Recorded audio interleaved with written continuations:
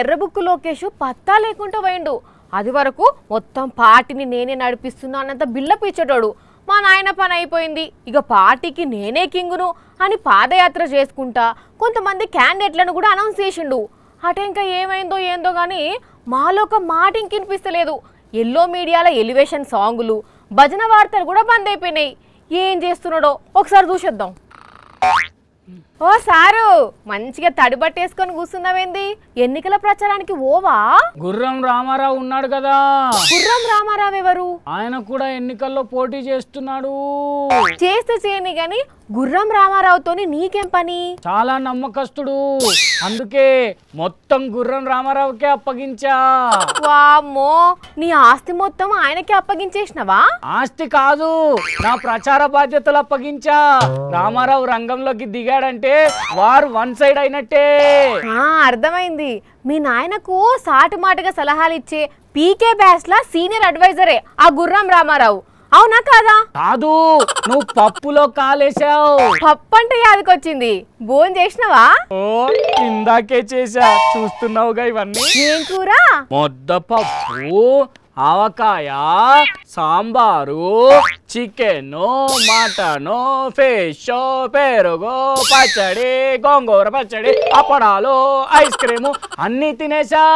బాబా, చెప్తుంటేనే నోరూరుతుంది. సరే గాని గుర్రం గురువయ్య గురించి చెప్పు. అయ్యో, ఆయన గుర్రం గురువయ్య కాదు, గుర్రం రామారావు. రామారావో నాగేశ్వరరావో ఎవరైనా ఆయనకు నీకు అసలేంది లింకు? ఆయన కూడా మంగళగిరిలో ఎమ్మెల్యేగా పోటీ చేస్తున్నాడు. ఏ పార్టీ తరపున పోటీ చేస్తుండు? ఇండిపెండెంట్ గా పోటీ చేస్తున్నాడు. అయితే ఇండిపెండెంట్ క్యాండిడేట్ తోనే నీకేం పని? ఆయనకే నా ప్రచార బాధ్యతలు మొత్తం అప్పగించా. అబ్బా, అసలే ఈ ఎండలకు దమాకంతా ఖరాబ్ అవుతుంటే ఈ మాలోకం ఇంకింత పరేషాన్ చేస్తాను నన్ను. అదిగా సార్, ఇండిపెండెంట్ క్యాండిడేట్ తనకు ఓట్లేమని ప్రచారం చేసుకుంటాడు కానీ నీకెందుకు ప్రచారం చేస్తాడు? నువ్వు గెలిచేది లేదు, పీకేది లేదు, నా కోసం ప్రచారం చేయమని మంచి ఆఫర్ ఇచ్చా. అంతే, కూటమి తరపున ప్రచారం చేస్తూ ఇంటింటికి పాంప్లెట్లు పంచుతున్నాడు. ఓహో, మీ నాయన ఎమ్మెల్యేలను కొంటే నువ్వు ఏకంగా ఇండిపెండెంట్లను కొని వాళ్ళతోనే ప్రచారం చేసుకుంటున్నావా? మరి ఏం చేయమంటారు? ఈ ఎండలో ప్రచారం చేయాలంటే నా వల్ల అవ్వట్లేదు. అందుకే గుర్రం రామారావుకి అప్పగించి ఏసీ వేసుకొని ఇదిగో ఇంట్లో పడుకున్నా. మా నాయనే ఎండకు భయపడి ఇంట్లో ఉన్నావా? సరే గాని మీ కూటమి మేనిఫెస్టో గురించి చెప్పు. మేనిఫెస్టో గురించి నాకు తెలీదు, రెడ్ బుక్ గురించి అడుగు, చెప్తా. అన్నట్టు ఆ రెడ్ బుక్ ఏమైంది? ఈ మధ్య ఎవరి పేర్లు రాయలేదా ఆ బుక్ లా? మొన్న ప్రచారానికి వెళ్ళినప్పుడు ఎవడో నా బుక్ కొట్టేశాడు. అయ్యో, ఎన్ని కష్టాలు వచ్చినాయి సార్ మీకు. ఆ బుక్ కొట్టేసిన వాడిని వదిలిపెట్టే సమస్య లేదు, వడ్డీతో సహా చెల్లించే బాధ్యత ఈ మాలోకం తీసుకుంటాడు. ఆగో, మళ్ళేందో యాదికొచ్చినట్టున్నది.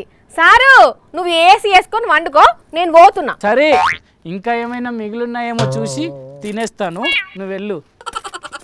ట్యూషన్ రానుల్లా ఎవరో గుర్రం రామారావు అనే ఇండిపెండెంట్ కొని ఆయనతోనే ప్రచారం చేసుకుంటుండు.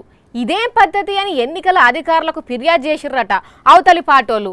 అయ్య కొడుకులకు కొనుడు బాగా అలవాటైపోయింది, అందుకే అందరిని కొనేస్తున్నారు.